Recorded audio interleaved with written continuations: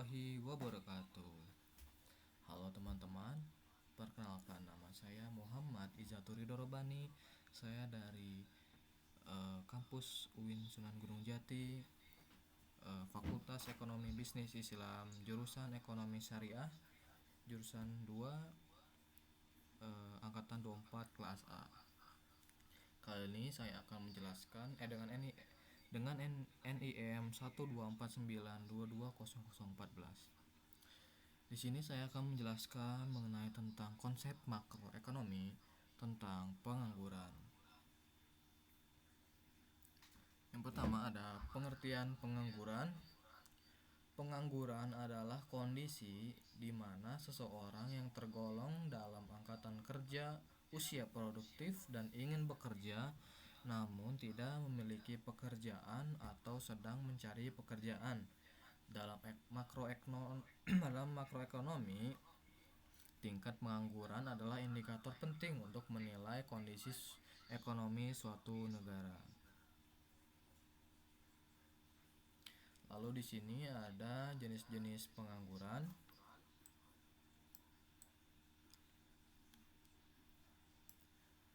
Yang pertama ada pengangguran struktural.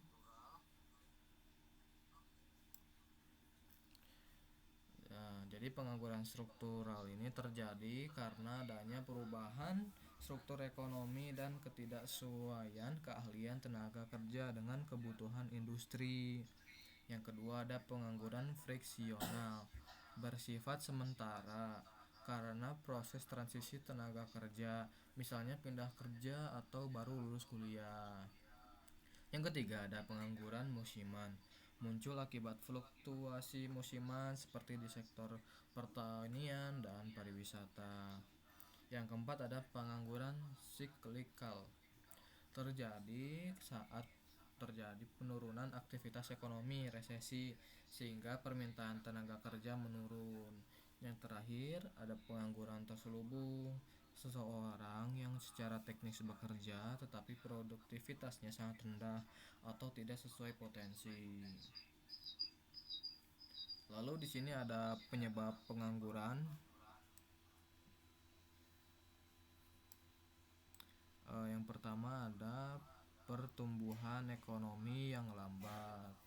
Yang kedua ada ketidaksesuaian antara keahlian tenaga kerja dengan kebutuhan industri. Yang keempat ada kemajuan teknologi yang menggantikan peran manusia. Yang terakhir ada keterbatasan lapangan kerja. Nah, di sini ada dampak penganggurannya, teman-teman.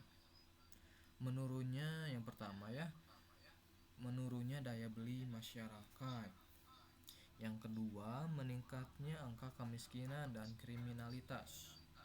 Yang ketiga, meningkatnya beban pemerintah untuk subsidi dan jaminan sosial. Yang terakhir, ketimpangan sosial. Lalu di sini ada grafik tingkat pengangguran TPT Indonesia 2020 sampai 2025.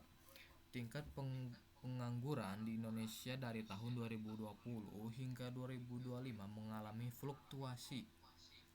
Pada 2020, tingkat pengangguran mencapai 7,07%. Pada 2022, tingkat pengangguran mulai turun secara perlahan menjadi 5,83%. Pada 2023, tingkat pengangguran terus menurun menjadi 5,45%. Pada 2024, tingkat pengangguran turun menjadi 4,82%. Pada Februari 2025, tingkat pengangguran mencapai 4,76% dengan 7,28 juta orang pengangguran. Kesimpulan grafik pengangguran di Indonesia dari tahun 2020 hingga 2025 menunjukkan tren penurunan secara persentase. Namun, dalam jumlah pengangguran tetap menjadi perhatian. Pemulihan ekonomi dan upaya pemerintah dalam menciptakan lapangan kerja menjadi faktor kunci dalam mengatasi masalah pengangguran di Indonesia. Yang terakhir terakhir ada cara mengatasi pengangguran atau solusi dari pengangguran ini ya teman-teman. Yang pertama ada pelatihan dan pendidikan vokasi. Yang kedua ada mendorong investasi untuk menciptakan lapangan kerja baru. Yang ketiga ada dukungan pada sektor UMKM. Yang terakhir ada reformasi pendidikan agar selaras dengan kebutuhan pasar kerja. Baik, itu saja dari saya. Terima kasih sudah memperhatikan presentasi saya. Terima kasih kepada para audien. Wassalamualaikum warahmatullahi wabarakatuh.